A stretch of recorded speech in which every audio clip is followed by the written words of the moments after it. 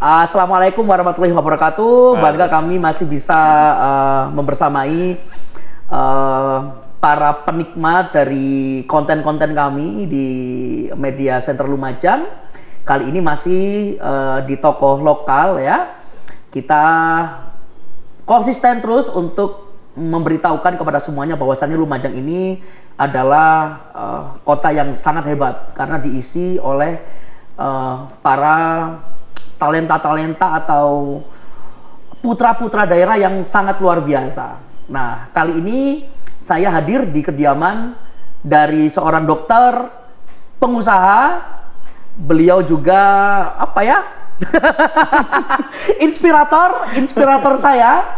Jadi saya kalau setiap bertemu dengan satu dokter ini pasti saya bawaannya pengen ngomongin bisnis terus.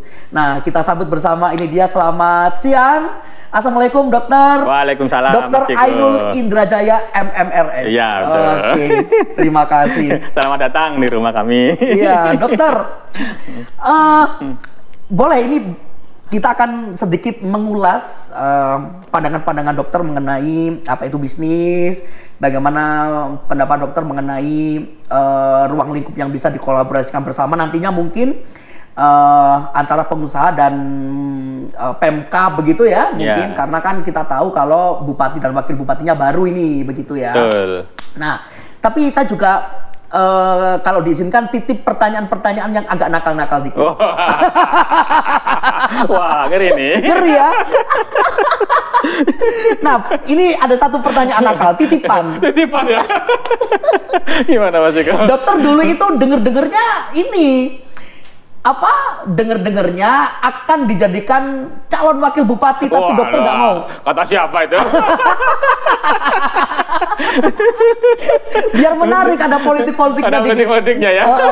Ada aspirasi yang waktu itu ingin dokter ini mendampingi salah satu calon begitu sebagai wakil bupati, tapi atas beberapa pertimbangan karena dokter juga sibuk mengurus ini dan itu, dokter wah kayaknya nggak dulu gitu. Apakah benar begitu? Sebenarnya iya ya Mas Eko ya. Jadi kemarin-kemarin tuh muncul aspirasi, entah dari mana tuh orang aspirasi. Tiba-tiba muncul banyak masukan-masukan ke partai-partai gitu ya, ke ketua-ketua partai untuk minta saya mendampingi salah satu calon ya. Terus berlanjut itu panjang sekali ceritanya. Terus ya tidak tahu ya, kami memang belum tertarik ke politik ya Mas Eko. Kita pinginnya kita mengabdi untuk masyarakat, berguna untuk masyarakat, tapi untuk politik masih belum ada bayangan saya Mas. Tapi tetap akan berkontribusi. Pastinya. Jadi saya pulang dari Jakarta ke Lumajang ini niatnya kan untuk membangun Lumajang ya. Jadi istilahnya pinginnya membangun Lumajang dari sisi yang saya benar-benar tahu dan benar-benar yakin saya bisa di situ. Oke. Gitu. Jadi buat penonton semuanya yang belum tahu detail mengenai Dokter Indra ini, beliau ini adalah pemilik klinik Husada Mulia. Betul. Pemilik KHM yang banyak sekarang ada di Wonorejo ya dokter? Di Kelaka. Kelaka, Tunjung. Di Tunjung. Ya, lalu sama di Kunir. Di Kunir yang paling baru. Betul. Nah, jadi dokter ini dikenal sebagai apa? Sebagai dokter atau sebagai pengusaha? Atau sebenarnya kalau pinginnya ya, saya dikenal itu sebagai pengusaha, Mas. Pengusaha, karena memang sebenarnya klinik itu hanya sebagian dari usaha-usaha kami. Yang lain-lain, bidang yang jauh bersinggungan dari klinik itu kami juga pasti ada usahanya. Gitu. Dulu yang saya tahu, dokter juga sempat berhenti dari PNS. Betul, masih CPNS dulu. Masih CPNS. Masih CPNS. Itu di tahun berapa ya dokter? Tahun 2008. Saya lulus 2007, 2008 sudah CPNS, ya 2008, 2009. SMA Negeri 2 Lumajang? Saya asli Lumajang, jadi SD di Wonorejo, SMP 1 Lumajang, SMA 2 Lumajang. Oke. Waktu itu kan, apa ya, pekerjaan PNS itu kan masih jadi primadona sekali dokter. Betul. Nah, kenapa dokter memilih untuk berhenti di tahun itu ya, kecuali kalau ada anak-anak muda yang berhenti di tahun sekarang, mungkin masih kan lagi marak tuh. Tapi kenapa dokter sudah melakukan itu di tahun 2008? Padahal itu kan jadi pekerjaan yang primadona, itu pekerjaan kecintaan mertua itu. Betul juga ya. Malah mertua saya dulu mendukung saya untuk berhenti dari PNS. Oh, gitu. Karena bagi saya waktu itu sebenarnya masalah idealisme mungkin Mas Ciko ya. Jadi banyak ide-ide yang saya ingin kembangkan di kesehatan ternyata lebih difasilitasi di swasta. Oh, gitu. Waktu itu. Jadi saya diminta jadi direksinya rumah sakit swasta di Lumajang dulu. Oh, langsung jadi direksi. Iya, wakil direktur waktu itu. Dan dokter langsung menerima ya berarti ya, tanpa pikir panjang lagi ya? Sudah bekerja di rumah sakit itu sebagai dokter jaga dan sudah tahu, terus mengasih ide-ide apa yang ingin bisa dikembangkan di rumah sakit itu dan disambut baik gitu oleh ownernya, oleh rumah sakit tersebut, terus diminta jadi direksi saat itu. Terus ya udah saya resign aja dari CPNS karena memang banyak sekali mainan lah ya, maksudnya apa yang kita bisa kerjakan secara ideal di rumah sakit swasta tersebut. Nah, ini kan banyak sekarang ini dokter ya, ini mungkin bisa jadi informasi tambahan buat teman-teman semuanya. Jadi sebenarnya pekerjaan PNS itu sebenarnya tidak seseksi itu ya dokter ya? Tergantung orangnya. Tergantung orangnya ya? Tidak berani bilang tidak seksi itu, nanti dimarahi orang. Tergantung passion kita kali ya Mas Ciko ya. Saya orangnya rada susah diatur kayaknya. Oh, iya. Jadi kalau terlalu banyak aturan gitu ya, bikin stres, bikin terkungkung sekali saat itu. Saat itu yang saya rasakan Mas Ciko, oh ini ternyata kok aturannya banyak sekali gitu. Sedangkan yang saya ingin kerjakan itu banyak sekali di luar itu. Bisa dikerjakan, tapi melalui proses-proses panjang kan, untuk birokrasi dan sebagainya. Sedangkan di swasta kan lebih mudah. Asal kita istilahnya lebih pendek lah birokrasinya gitu ya. Oleh karena itu saat itu dengan banyak pertimbangan juga memutuskan untuk akhirnya pindah ke sektor swasta saat itu. Oke, menarik. Jadi saat itu saya jadi direksi rumah sakit saat rapat Persi gitu ya. Dari rumah sakit termuda se-Jawa Timur. Oh gitu ya. Iya, masih umur 25 saya waktu itu. Iya. Begini dokter. Untuk orang-orang, sebenarnya untuk orang-orang yang akan jadi dokter itu memang apa ya? Memang harus pintar dari SMA ya? Atau kepintaran apa yang harus dipenuhi seseorang itu sebelum jadi dokter begitu dokter? Sebelum, ya kan ini kan dokter adalah seorang dokter begitu. Sebelum kita ngobrolin ke bisnis, mungkin ini untuk informasi tambahan juga buat yang nonton. Untuk orang-orang yang ingin jadi dokter, kira-kira kepintaran apa yang harus dipenuhi begitu dokter untuk? Menurut saya ya memang kedokteran ilmu eksak ya Mas Ciko ya. Jadi memang ilmu eksak itu dengan pola pikir eksak. Pola pikir eksak itu kan mulai dari hipotesis, menganalisis masalah, terus objektif gitu ya. Itu yang harus digali sekali. Jadi tidak boleh kita bereksperimental jadi dokter ketika sudah ngobati pasien. Ada ranahnya gitu. Kita eksperimen ada ranahnya ke hewan dan sebagainya ya. Untuk jadi dokter kita harus benar-benar bisa menganalisis apa masalahnya, akar masalahnya, sehingga tahu ini penyakitnya ini, terus alasannya apa, terus nanti terapinya ini alasannya apa. Selalu ada alasan yang dibangun sebelum melaksanakan sesuatu. Itu yang harus dibangun sebagai dokter itu. Lebih mudah mana jadi pengusaha atau jadi dokter? Bagi saya lebih mudah jadi pengusaha. Sebentar, berarti usaha apa yang pertama kali dijalankan oleh dokter di Lumajang ini? Saya awal pulang itu malah saya bikin peternakan sapi Mas Eko. Peternakan sapi saya dulu.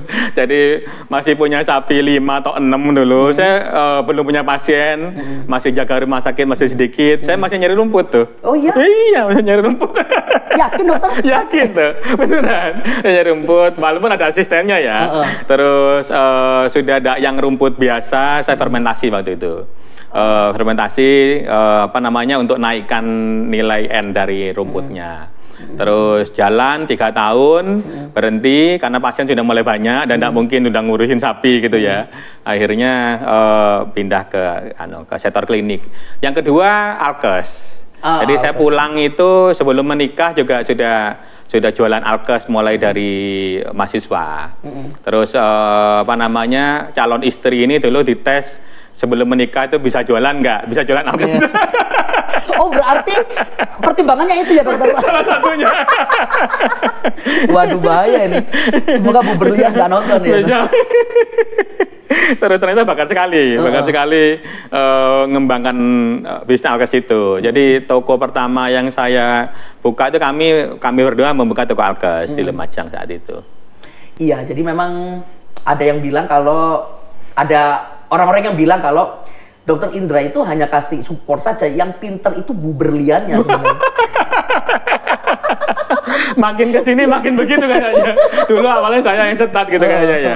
Makin kesini makin dia yang punya ide. Saya yang malah sekarang sebagai sebagai mewujudkan idenya dia. Oh iya. Oh jadi gitu iya, sekarang ya. Sekarang mainnya gitu. Jadi idenya dia apa, saya wujudkan, saya bikin timnya, saya bikin maintenance-nya. Gitu iya. Sekarang. Jadi buat penonton yang belum tahu, Bu Berlian ini adalah istri dari Dokter Indra. Iya. Tadi saya sempat tanya-tanya, ini kenalnya apa dari SMA gitu, ternyata ketemu di sosmed ya. Dari online ya, dari sosmed. Friendster. Ya. Dulu Friendster. Apa inspirasi usaha yang itu lebih ke Bu Berliannya gitu, dokter? Apa inspirasi usaha yang itu diinisiasi terlebih dahulu dari? Contohnya aja, jadi ketika berhenti PNS lah misalkan gitu ya, saya bilang sama istri, tidak serius gitu.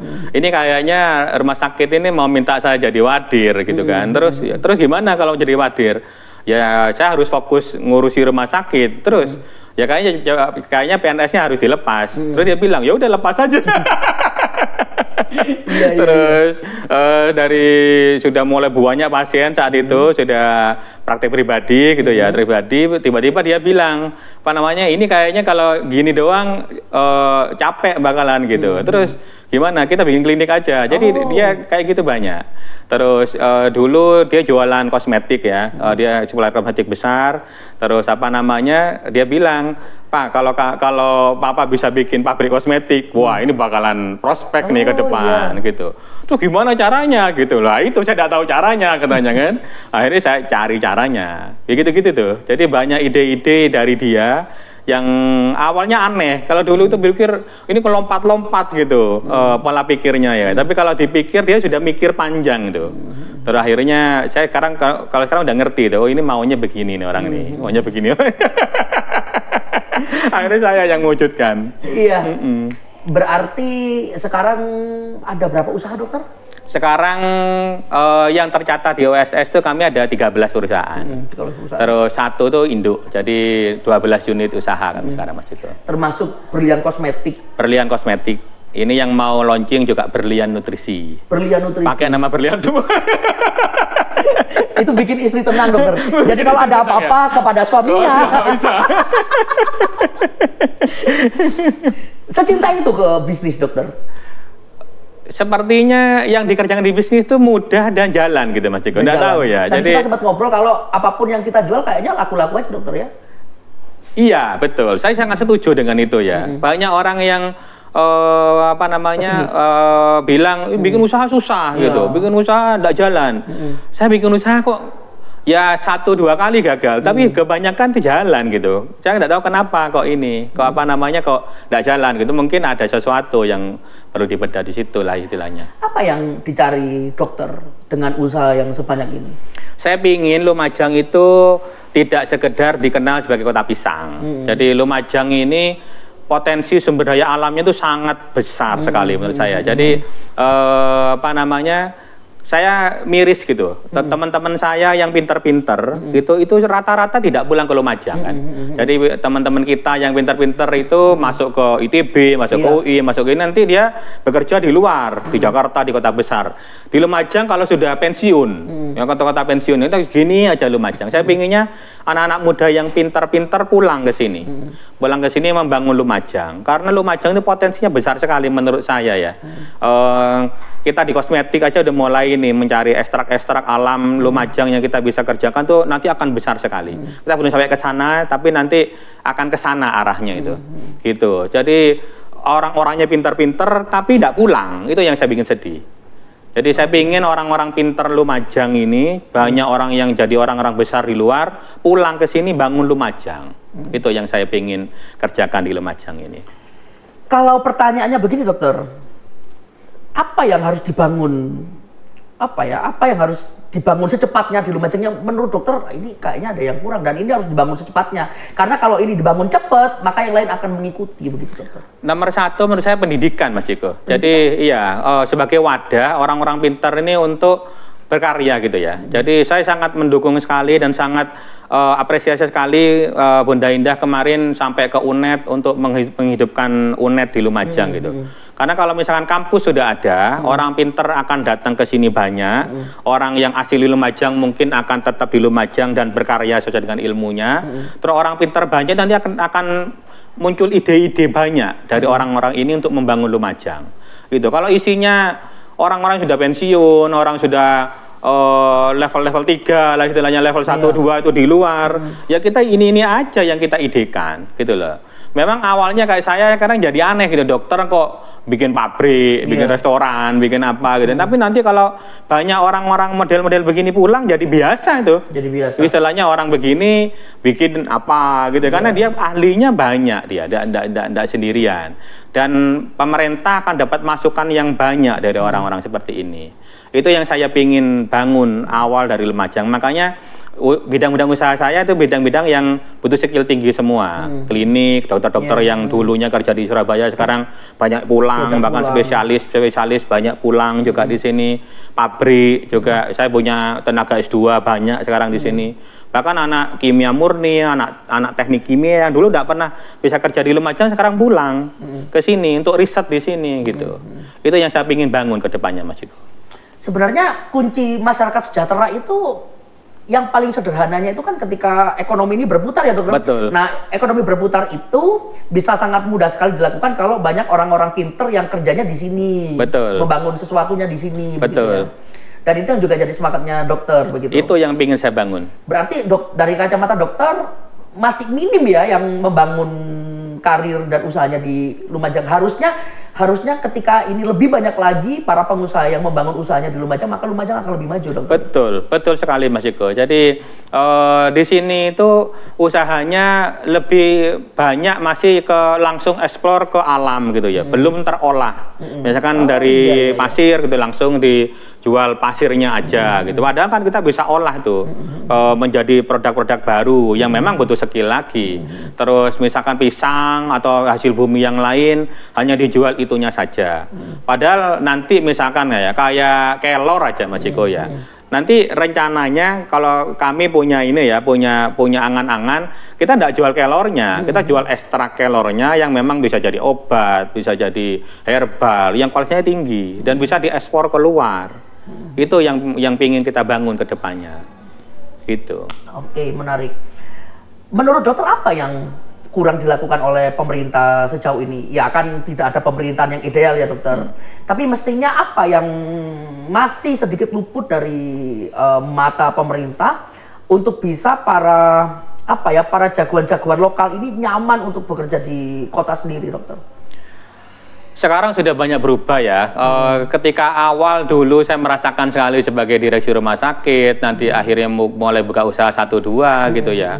Memang perlu diakui perizinan Mas Ciko. Perizinan itu harus benar-benar dikawal oleh bupati atau wakil bupati langsung gitu ya. Karena ini menjadi budaya, istilahnya biasanya begini gitu, biasanya lama gitu. Pinginnya kan cepat kan, nah, padahal cepat bisa bikin, tapi budaya biasanya itu loh, untuk merombak itu loh yang harus dikawal benar oleh leadernya langsung. Kalau perizinnya jadi mudah, saya yakin banyak sekali usaha-usaha yang bisa masuk ke Lumajang. Itu yang utama, yang pertama. Yang kedua, pasti support ya. Kalau misalkan support dari sisi pendanaan dan sebagainya itu pengusaha kayaknya tidak arah ke sana ya. Tapi support ke perizinan, support ke pelatihan, support ke akses pasar, itu yang dibutuhkan. Jadi kalau banyak support kayak gitu pasti banyak ke sini gitu. Kita lihat istilahnya ini ya, kalau kita belajar dari kota sebelah aja, Jember ya. Jember dengan adanya kampus UNED kan semua berkembang sendiri gitu, Mas Ciko ya. Karena banyak orang-orang pintar di sana, terus muncullah ide-ide bisnis banyak yang di sana. Walaupun menurut saya Jember tuh sekarang mulai stuck gitu, nggak tahu kenapa ya. Jadi wadahi dulu, orang yang mau ke sini tuh diwadahi dulu. Nah, wadahnya pasti mereka bikin sesuatu di sini. Lah, ketika bikin sesuatu belum ideal, belum yang sangat-sangat amat ideal, asal sesuai dengan perizinan aja, sudah dibantu aja izinnya. Menurut saya begitu dulu lah. Sambil di fasilitasi, butuhnya apa, kurangnya apa, sambil belajar juga pemerintahnya. Jadi kan ini kan misalkan ya, saya pabrik kosmetik nih, pertama kali di Lumajang, belum pernah ada yang pernah ngurus izinnya. Itu kan istilahnya checklistnya banyak gitu ya. Kemarin pengalaman ya, checklistnya BPOM pusat aja itu lebih ringan daripada saya harus minta. Ini mintanya mau macam-macam. Sedangkan BPOM nggak minta segitunya amat gitu, dan bisa jalan gitu loh. Mindset yang apa namanya ya, yang udah sesuai, pokoknya udah sesuai dengan perizinan, nggak usah di logika yang macam-macam lah. Jadi ini kadang logikanya A, B, C yang nggak ada di checklist, itu jalanin aja dulu, sambil nanti dibina, dibantu gitu. Justru yang nasional itu Mas Ciko, ini kita banyak apa namanya, banyak usaha yang levelnya nasional ya, kayak apa namanya, pabrik-pabrik ini kan izinnya sampai ke nasional. Itu kalau kita tidak bisa, bukannya yang ini tidak ada Pak, ya udah tidak ada, enggak. Mereka bisa, malah ini kami dipanggil gitu. Jadi kita bikin satu usaha lagi nasional, kita tidak tahu caranya, kita dipanggil nih, diajari. Kayak gini loh, terus dikasih fasilitator, diajari untuk bisa jadi. Itu mindset-mindsetnya yang harus segera berbenah. Berarti Pemkab pun itu juga bukan juga ini ya, yang enggak apa ya, bukan sesuatu yang juga yang ideal ya, artinya kan Pemkab pun juga harus sama-sama belajar ya dokter ya. Betul, apalagi sekarang ya Mas Ciko, pemerintahan ini kan sangat cepat pergantian peraturan, update peraturan gitu kan. Bahkan istilahnya banyak sekali yang malah pelaku usahanya tahu duluan daripada Pemkabnya istilahnya ya, jujur aja ya. Terus lah kadang adaptasi yang baru ini loh lama prosesnya, sehingga kita sebagai pelaku usaha itu harus nunggu lagi banyak gitu. Saya dulu bikin klinik pertama di Lumajang Mas Ciko. Tahun berapa itu dokter? Tahun 2010. KHM Wonorejo ini pertama. Waktu itu klinik itu berubah dari yang ditandatangani oleh kepala dinas menjadi ditandatangani oleh bupati saat itu ya. Permenkesnya berbeda. Ternyata setelah klinik saya sudah divisitasi, sudah siap untuk operasional, padahal saya sudah nunggu lama kan. Saya harus rekrut dokter, rekrut apoteker, rekrut perawat dan sebagainya. Terus ternyata ini harus tanda tangan bupati. Terus gak ada tanda tangan bupatinya gitu kan. Gak ada perdanya. Bikin perda, saya nunggu perdanya dulu. Gitu. Itu salah satu contoh ya. Dan bagi kami ya sebagai pelaku usaha itu ini kok lama ya, kita yang bikinnya memang cepat operasional ya. Itu salah satu masukan aja. Jadi istilahnya sebenarnya itu bisa dikerjakan lebih cepat lah, apa namanya, adaptasi seperti itu Mas Ciko. Oke dokter, kira-kira hal-hal apa yang bisa dilakukan oleh Indah Yuda untuk segera cepat menaikkan tingkat perekonomian masyarakat di Lumajang dokter? Iya, ini dari sisi teori bisnis Mas Ciko ya. Jadi untuk segera naik ekonominya itu ada 3 tahap Mas Ciko. Yang pertama people flow dulu. People flow. Gerakan orang. Betul. Untuk masuk ke Lumajang, bagaimanapun caranya. Dari pariwisata, bikin event, bikin macam-macam, sehingga tahu Lumajang dulu, gitu ya. Setelah banyak orang masuk ke Lumajang, pasti kita ada yang dijual di Lumajang kan. Misalkan gerakan orang untuk ke Tumpak Sewu, gitu kan ya, ke sana semua dipromokan sampai orang bisa masuk ke sana. Sambil setelah mulai banyak, sambil jalan di tahap kedua, mulai operasionalnya dibagusin, di survei apa kurangnya, segera diberesin, sehingga yang datang ke sana itu menjadi marketer baru. Di sana bagus loh, gitu ya. Sehingga yang ketemu sama mereka bisa datang lagi ke sana, makin besar gitu ya. Baru nanti akan panen besar setelah itu. Jadi istilahnya jangan langsung tiba-tiba misalkan ya, ngapunten ya, retribusi dulu atau apa dulu gitu. Jadi bantuannya dulu, bantu operasionalnya, baru nanti belakangan akan panen besar.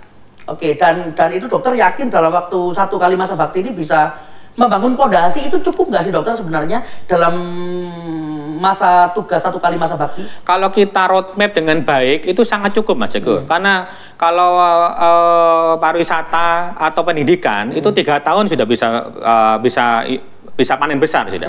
Bisa panen besar. Asal memang di roadmap dengan baik ya. Dari orangnya datang setahun, tahun kedua kita sudah benar-benar infrastruktur kita beresin, gitu ya. Tahun ketiga itu sudah mulai panen banyak. Sambil jalan operasional dan panen itu sambil jalan terus-menerus itu. Tentu dengan SDM kepala dinas, kepala bidang, kepala seksi yang kita miliki, dokter optimis ya. Kan kalau tadi kita bicara soal dokter optimis dengan Indah Yuda, tetapi kan Indah Yuda ini juga dibantu oleh para eselon, para kepala-kepala dinas ini. Nah, menurut dokter kinerja kepala dinas ini apakah mampu begitu untuk ikut alur kerjanya Indah Yuda yang menurut dokter 1 kali masa bakti ini sudah harus tuntas dalam membangun pondasi, dokter? Yang milih kepala dinas ini kan bupati dan wakil bupati kan, Mas Ciko ya. Pasti yang perlu ditekankan lagi ke depan ini adalah monitoring kinerja. Monitoring kinerja, apa yang vital gitu ya, nggak cuma formalitas, tapi yang langsung berdampak ke masyarakat, itu bupati dan wakil bupati itu harus memonitor itu. Misalkan angka komplain di rumah sakit, misalkan gitu ya, angka berapa lama perizinan, itu kan langsung ngefek ke masyarakat tuh. Dan membuka akses seluas-luasnya masukan masyarakat dan komplain ke masyarakat ke dalam untuk diperbaiki segera gitu ya. Bila memang kinerjanya kendor gitu ya harus segera dirotasi lagi atau dibantu dulu. Terus memang ini tidak bisa lah orang ini baru dirotasi gitu ya. Gas terus saja dengan sistem monitor yang baik dari awal. Kita udah tekankan kita mau kerja ini, kinerjamu ini yang kita akan kita bangun, kita monitor terus di situ. Dan yang membangun poin-poin parameter itu ya tentunya Indah Yuda ya, dokter. Betul. Dari situ. Melihat Indah Yuda ke depan, dokter optimis lebih baik? Saya sangat optimis sekali dengan beliau berdua ini.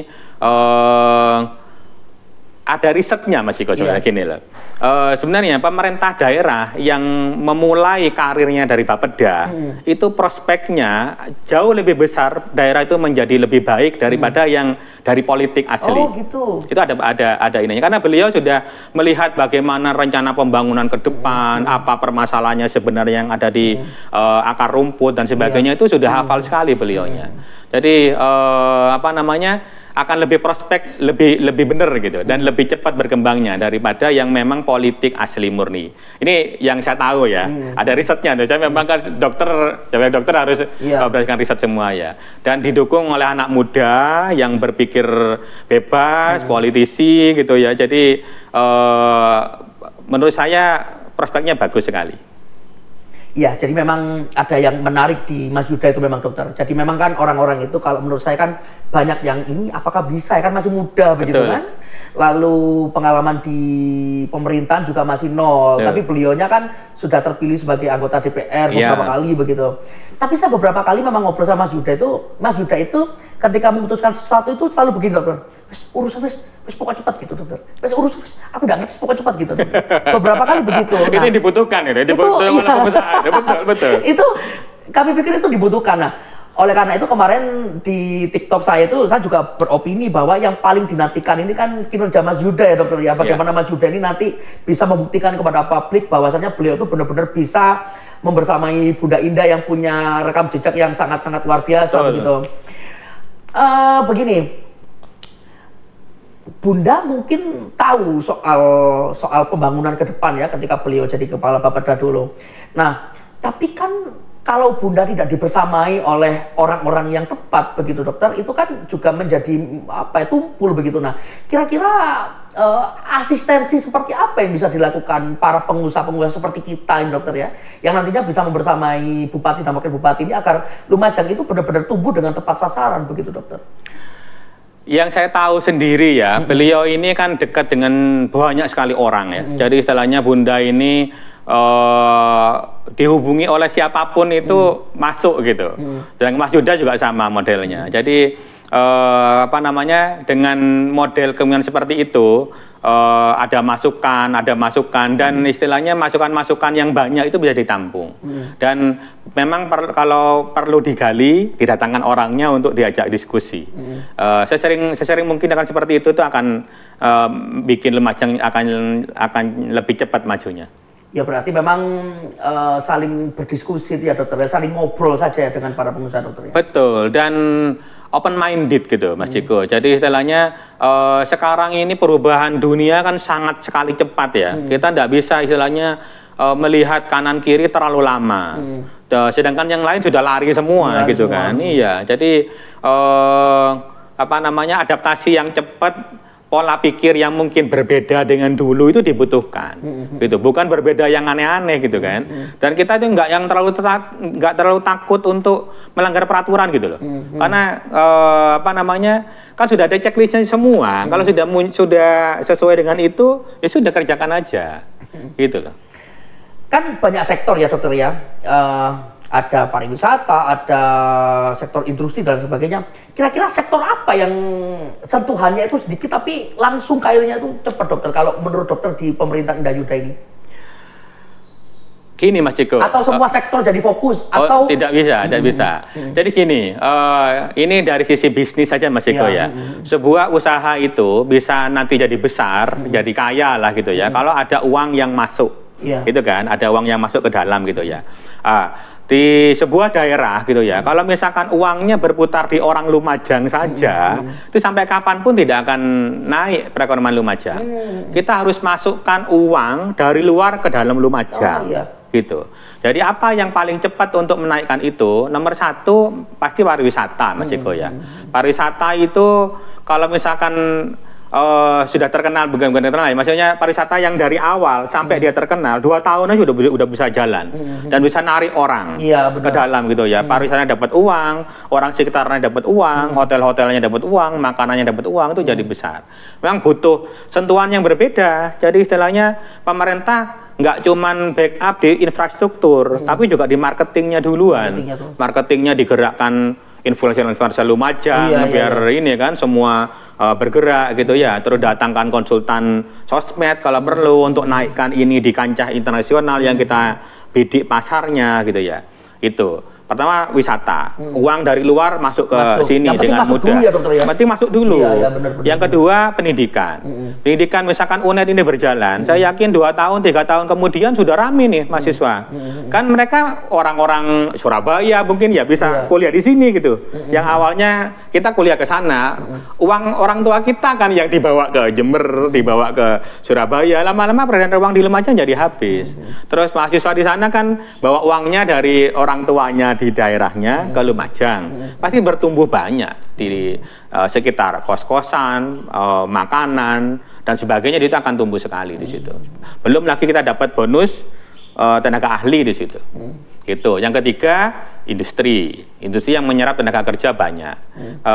Tapi industrinya gini Mas Ciko, untuk menaikkan ekonomi Lumajang, industri yang kita dorong itu adalah industri yang bisa memasukkan uang dari luar ke dalam Lumajang. Gimana maksudnya? Industri yang ada di sini itu dikembangkan untuk dijual ke luar Lumajang. Misalkan ya, kita dari pisang aja bisa membuat ekonomi orang-orang Riyoso, Kelaka itu besar lah ekonominya mereka itu. Gayanya aja mereka seperti itu kan. Tapi ekonominya besar-besar tuh, karena mereka jualan pisang yang istilahnya HPP-nya kecil gitu ya, ke Surabaya yang HPP-nya jadi besar gitu. Seperti itu. Jadi bukan yang memang awalnya bergerak di Lumajang saja silakan, tapi didorong untuk menjual keluar Lumajang. Dengan begitu akan lebih cepat pertumbuhan uang di Lumajang, sehingga akan bikin lebih cepat makmurnya orang Lumajang. Oke. Dan itu sangat-sangat bisa dilakukan, apalagi ada intervensi lebih dari pemerintah ya dokter ya? Sangat-sangat bisa dilakukan, terutama dari pemerintah itu Mas Eko. Kalau misalkan dari swasta sendiri, perkembangannya ya powernya sendiri gitu. Kalau dengan pemerintah kan akan lebih cepat ininya. sosmed itu luar biasa ya dokter ya. Sekarang eranya digital, Jadi kadang teman-teman tuh bingung gitu. Dokter Indra ini ngurusi segini banyak perusahaan, kok nggak sibuk gitu kan? Ya, karena kami digital semua sekarang. Jadi semua pakai aplikasi dan sebagainya gitu ya. Terus mulai juga walaupun kita bukan ahlinya ya di bidang sosmed ya, tapi di kesehatan pun juga sosmed dijalankan. Apalagi di kosmetik ya, di kosmetik kita di Lumajang tidak terkenal, tapi kalau di luar Lumajang kita terkenal. Iya. Karena memang yang ditembak kan orang di luar Lumajang itu yang untuk maklun kosmetik ini. Gitu. Sosmed, oke. Kadang citra yang berlebihan pun itu kan juga nggak baik dokter ya. Kadang kan ada pemerintah yang secara kinerja nggak baik-baik saja, tetapi karena citranya bagus akhirnya disulap, diberikan make up yang berlebihan terhadap pemerintah itu, sehingga seakan-akan kinerjanya bagus di mata masyarakat begitu. Nah, bagaimana ya dokter ya sinergitas atau bagaimana ya relevansi antara pemerintah dan sosmed ini sehingga cantik secara bersamaan dan tidak dilebih-lebihkan gitu dokter. Artinya meskipun ada sosmed, tetapi kan pemerintah ini juga harus nyata benar-benar kerjanya itu ya benar ya dokter ya, sehingga make up-nya tidak terlalu tebel-tebel banget ketika ada influencer yang membantu dan sebagainya begitu. Pendapat dokter bagaimana? Saya sangat yakin Mas Iko ya, dari perjalanan bisnis itu yang utama itu produk. Kalau produknya memang bagus, kita tidak terlalu promo-promo amat, laku banget gitu. Tambah lama tambah laku banget. Kalau memang produknya memang jelek, mau dikemas bagaimanapun, mau di promo bagaimanapun, mau di branding bagaimanapun, nanti akan ketahuan juga buruknya. Dan begitu tahu buruknya pasti jadi hancur. Gitu jadi istilahnya ya memang pemerintahnya sendiri yang harus memang mengemas ini ya, memang bagus produknya gitu ya, dan disampaikan secara objektif gitu lah, bahwa ini memang kan perlu disampaikan bahwa kita bekerja seperti ini, terus ada pariwisata di Lumajang dan sebagainya gitu, disampaikan secara objektif. Karena kalau kita nyampaikannya berlebihan, overpromise di secara produk ya, kalau orang kecewa karena dia harapannya seperti itu, ternyata underpromise gitu ya, itu yang jadi kekecewaan. Nah ini menarik dokter. Sebenarnya Indah Yuda, Bupati dan Wakil Bupati ini mirip-mirip dengan produk itu ya dokter ya? Iya, ini produknya. Ya, produknya Indah Yuda begitu ya? Betul. Bagaimana produk ini bisa secara kualitas memang baik, tetapi bagaimana nantinya di sosial media citra beliau berdua ini juga bagus, tentu dengan kinerja-kinerja yang bagus ya. Betul. Begitu. Dokter yakin ya dengan Indah Yuda, sekali lagi saya tanya begitu dokter? Saya yakin. Saya optimis sekali dengan dengan kombinasi beliau berdua ini. Karena memang nomor satu, harapan saya memang Mas Yuda berpikir bebas gitu, seperti anak muda, gayanya anak muda, sedangkan tidak menabrak aturan, ditata dengan baik oleh Bunda Indah gitu. Karena saya sudah berpengalaman, sudah tahu nih siapa yang capable, siapa yang tidak capable dan sebagainya ke dalamnya ya. Itu yang harapan kami ke depan, dan saya yakin kombinasinya ini pas sekali. Kalau menurut dokter, Indah Yuda ini akan sangat-sangat berhasil ya menurut dokter apabila Bunda Indah dan Mas Yuda ini melakukan apa dokter di mata dokter? Kasih kita 3 saja dokter, 3 hal yang di mata dokter, wah ini Indah Yuda keren ini kalau bisa melakukan 3 hal ini. Seperti apa dokter? Nomor 1 menurut saya pasti ini ya, harus sebentar juga. Nomor 1, konsep dulu. Apa program prioritasnya yang paling penting, yang segera berdampak ke masyarakat. Dan itu dikawal sendiri oleh beliau berdua ini. Dan pasti ini akan melibatkan banyak orang, dan juga mungkin dengan cara yang berbeda dengan yang lalu-lalu. Karena kan kalau caranya sama, hasilnya jadi beda kan tidak mungkin. Kalau kita berharap hasilnya beda dengan cara yang sama, itu kan tidak mungkin terjadi gitu. Pasti caranya berbeda. Itu yang pertama. Yang kedua, kolaborasi lebih banyak lagi dengan pihak swasta. Karena kalau misalkan single garden, hanya pemerintah saja yang ngejos terus itu, sedangkan swastanya tidak pernah ditanyakan butuhnya apa yang bisa dikerjakan, apa yang bisa dibantu, karena banyak loh teman-teman swasta ini pingin bantu banyak, tapi tidak tahu salurannya gitu kan, dan tidak tahu harus ngapain gitu.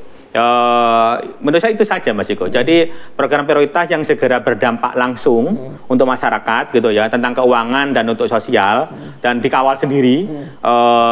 Yang kedua, libatkan lebih banyak lagi dialog-dialog gitu ya, formal, informal, beliau-beliau ini untuk mendapatkan ide-ide terobosan yang berbeda dengan yang kemarin-kemarin. Tentu semakin banyak turun tangan yang dilakukan semakin baik ya dokter. Benar. Oke, kembali ke bisnis dokter. Dokter merasa sudah cukup dengan ini semua, atau ada keinginan nggak ini yang belum terwujud nih gitu dari bisnisnya dokter? Kalau dari sisi ekonomi saya sudah cukup lama lah Mas Ciko ya. Jadi yang kami kerjakan sekarang bukan ke arah sana lagi, tapi bagaimana tujuannya itu bagaimana tujuannya itu menarik banyak lebih orang-orang yang seperti saya bilang tadi, orang anak pinter yang ke sini lebih banyak lagi, tenaga kerja di sini lebih banyak lagi gitu ya. Terus kita bisa menaikkan apa yang produknya Lumajang itu, yang dari raw material yang cuma alami saja, itu bisa kita jual dengan nilai yang lebih karena kita olah dengan keilmuan kita masing-masing. Itu yang kita pingin ke depannya. Jadi ke depannya itu arahnya pasti ke arah biotek gitu Mas Ciko. Kami lebih ke arah sana. Ada kesehatan, kita punya banyak insan kesehatan, dan kita punya pabrik yang arahnya ke sana. Menarik ya dokter ya. Jadi memang kemarin kami melakukan banyak diskusi, termasuk dengan Pak Edi Wakil Bujipto, beliau bicara banyak pariwisata, dan dokter bicara bioteknologi. Wah, itu sangat menarik ya dokter. Itu sesuatu yang belum benar-benar terfikirkan oleh banyak orang ya dokter. Iya.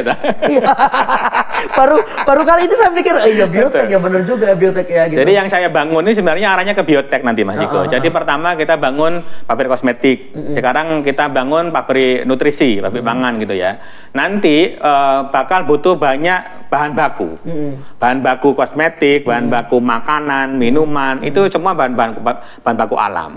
Di mana yang mengejutkan sekali gitu ya, 90% bahan baku kita itu sekarang impor Mas Ciko. Impor bahkan. Bahan baku apa aja itu dokter? Kok sampai impor? Bahan baku hampir semua Mas Ciko. Jadi misalkan emulsifier untuk untuk emulsifier untuk kosmetik gitu ya. Itu sebenarnya bahan baku dari kita, atau ekstrak alam aja lah. Aloe vera ekstrak gitu ya. Aloe vera ekstrak gitu ya. Itu kita impor. Impor dari luar, dari Jerman, dari Korea, dari Cina. Oh, padahal itu bisa dilakukan kita sendiri. Bisa. Entah kenapa kok tidak dikerjakan di Indonesia gitu. Saya dengar ya pabrik ekstrak di Indonesia yang berstandar bagus gitu, itu masih 2 di Indonesia, dan ini kewalahan nih untuk ekspor keluarnya gitu. Kita banyak ekspor tuh daun cengkehnya diekspor ke sana, balik lagi ke sini eugenol jadinya gitu. Jadi masih eman gitu, masih eman. Saya pikirnya kita ndak ekspor atau ndak jual keluar daun cengkehnya, tapi kita jual di daun cengkeh itu ada eugenol, ada ekstrak daun cengkeh, yang banyak sekali manfaatnya untuk kosmetik, untuk bumbu bisa, untuk makanan yang lain, untuk obat-obatan, banyak sekali. Dokter yakin kalau bicara soal Lumajang mungkin nggak dokter suatu saat ada pabrik ekstrak di Lumajang? Itu yang kita mau bikin pertama kali, gitu. Karena sekarang ini kita invest ya Mas Ciko ya. Jadi memang sekarang ini kita punya SDM dulu. Saya bangun SDM-nya dulu. Saya punya pusat riset ini sekarang punya 12 orang. Itu banyak S2-nya. S2 kimia, teknik kimia dan sebagainya gitu.